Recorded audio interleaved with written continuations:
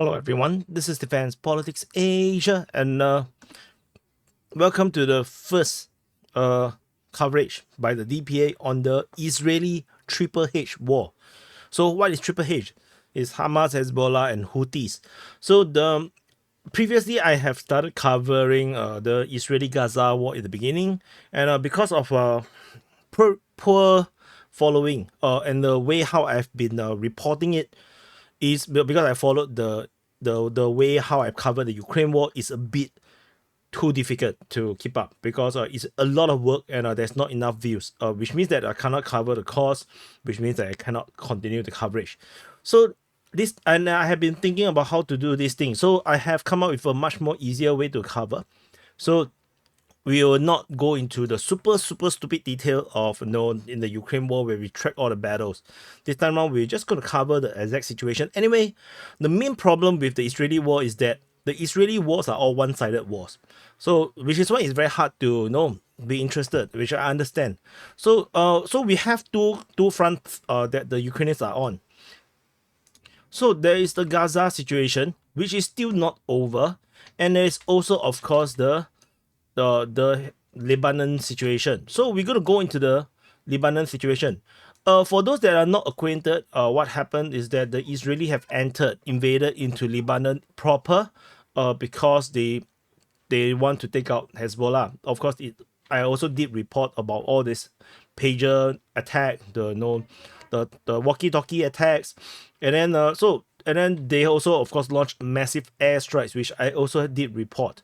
So the Ukrainians, not Ukrainians, the Israelis have invaded into Lebanon in 4 different fronts. So there's one front coming out in this northern area here, which I call them the Misgav Arm Invasion Force. There's another one coming from Ifta, which is over here. Another force is coming from this area, Avivin, which is this is Avivin. Avivin is actually over here. So, and oops, disappeared. Yeah, I think I need to animate it like this. I'm not sure if you can see it because it's blue. And then there's another force that's coming out around the Shomera region. So this is the main. Oops, sorry. I know you guys check your WhatsApp. It's actually my WhatsApp. So yeah, I muted it. So this is the main. These are 4 different areas that the Israelis have invaded into Lebanon, and these are pretty big areas that the Israelis have entered, but it's going to be difficult because they are fighting guerrilla wars or guerrilla fighter types, and there is 2 main battles that are currently ongoing. So in the northern front, over this Migav Am region, the Israeli forces are being engaged around this town, moving towards Taybeh. They are moving towards Taybeh in this direction.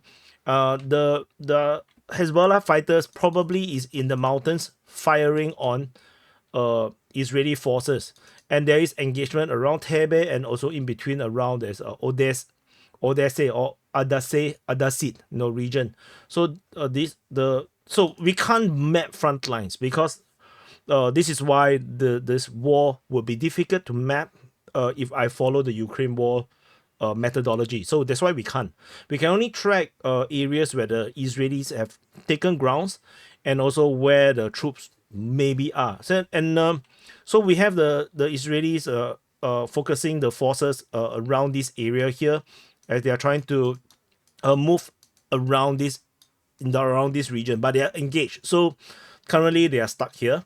They according to the pro-Russian source, okay, which is Ryba, which is nothing to do with Israel per se. Ryba reported that there is a gathering of forces around the Kiffa Galidi region. So there is a massive group of forces that is currently gathering, and probably they're going to help out in the force in the invasion, probably in Kefakela, which there is already some incursion there, or they might actually reinforce the troops around here, or maybe go on to further regions. So tentatively, we do not know what are they going to do, and these troops are going to probably move into Taybeh, and they're going to continue to push into this area while the reinforcement maybe will come in to take over this area, or they will just replace the troops over in this area. The Hezbollah forces, of course, they are mobile. they can just shoot and run away. So so by the time the reinforcement come, the Hezbollah troops might not be there. So as long as the Hezbollah troops do not stay in place, they are probably going to be safe. So this is the northern side. Over in the there's these two other front line, the Iftar as well as the Avivim region. There is no updates, no information regarding this.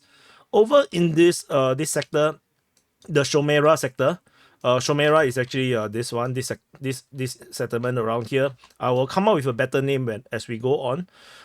There is information. There's a UN position around here that was reportedly getting destroyed as the Israeli are pushing out and trying to clear a good foothold into Lebanon.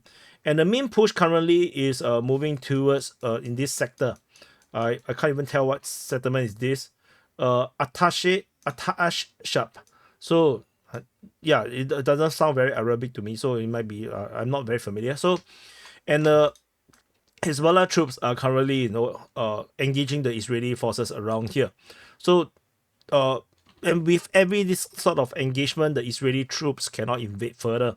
And tentatively, we are not exactly sure what is the final objective for the Israelis, because ultimately Lebanon is a pretty big place, and all these small little forces could just drag on. Like a small squad with anti-tank guided missiles could hold up an entire battalion, because the Israelis will not know how much resistance are there.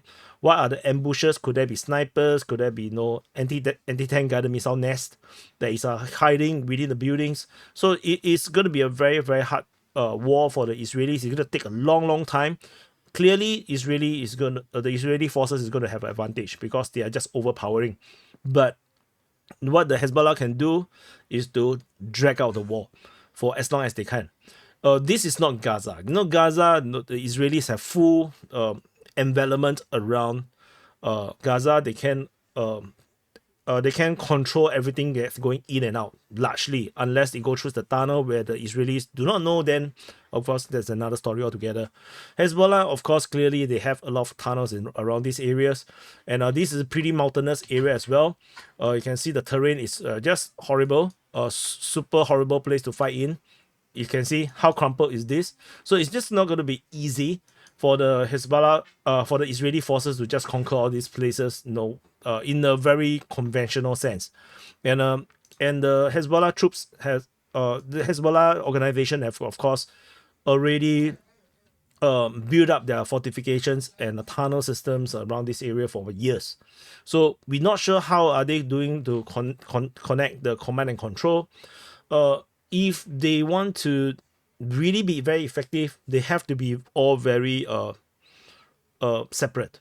So in the Vietnam War, the Viet Cong actually were given a very general order, and then they are totally left alone with no communications from the HQ, and each Viet Cong cell basically operated as an independent cell, and which is also why Viet Cong is so hard to destroy, because there's technically no hierarchy.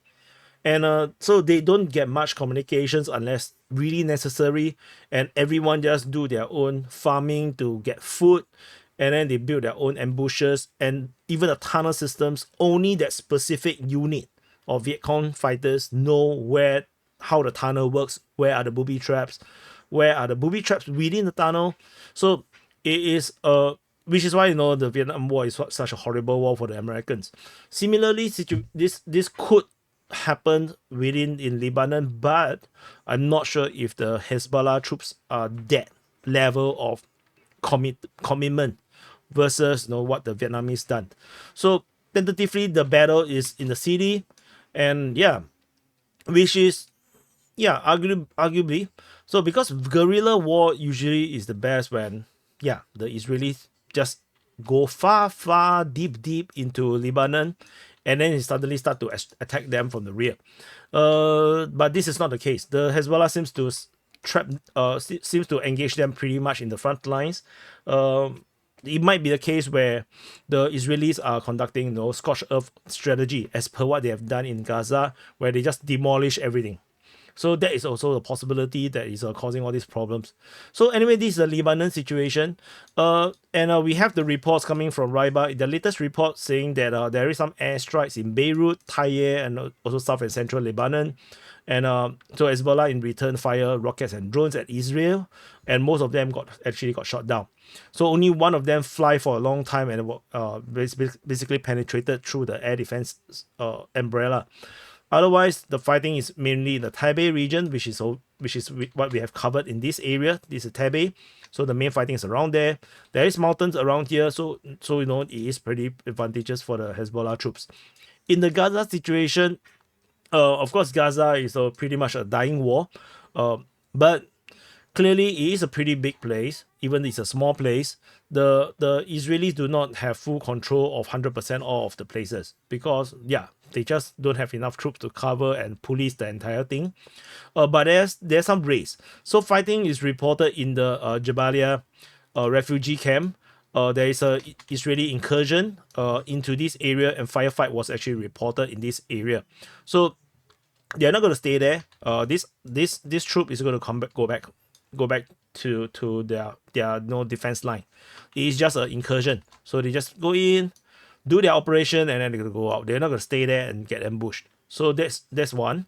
And there's another incident is along the river. This is probably a tank that is firing at some targets within it. Clearly show that there is Israeli presence in this corridor that Israel have made to make sure that the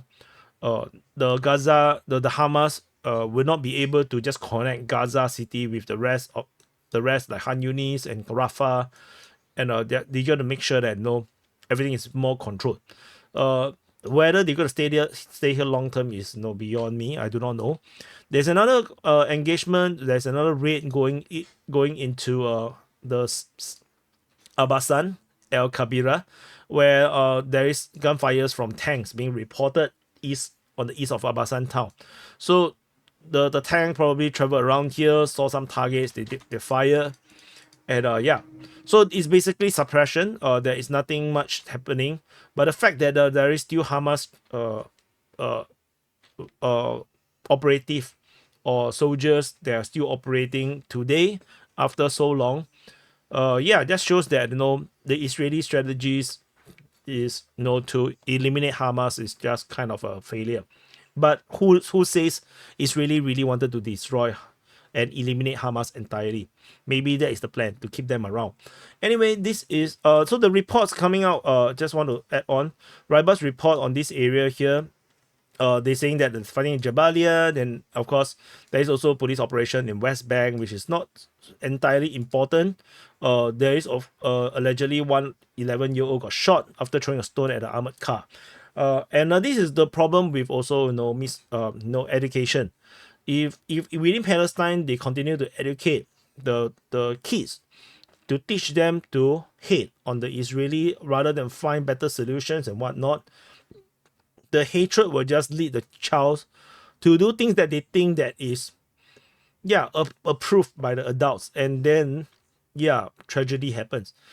But this is, everyone is at fault. The Israelis are at fault for creating the kind of situation that they have created. The Palestinian adults, the parents, is also at fault for not giving a better education to the kids.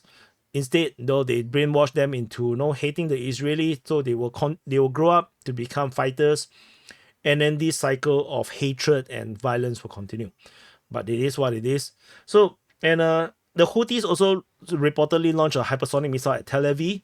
But that's about it. Tel Aviv is around here. So anyway, so this is the Israeli-HHH War.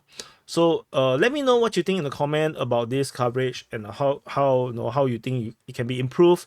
But the suggestions have to make sure that it's not heavy. If it's too difficult to map, or it's too much effort, then it's very hard to keep up with the reporting, because ultimately we still have Ukraine war we have to cover. And also I will be adding more, so because now we are just starting this thing again, probably again. So I'm depending on Riber as the main source right now. I also add in information coming from live UA map. Currently these are two sources. I'm probably going to add in some official sources, maybe the IDF and the Hezbollah, the Triple H. But I will see how it goes, because ultimately, like I said, it cannot be overly heavy. If not, then it will be impossible to cover. Anyway, thank you for watching. Let me know what you think in the comments, really. And hopefully you guys will support the coverage of this Israeli situation. If not, then it become quite pointless for me to do. So anyway, thank you for watching, and hopefully this will blast DPA war into a totally different direction. I'll see you guys in the next update.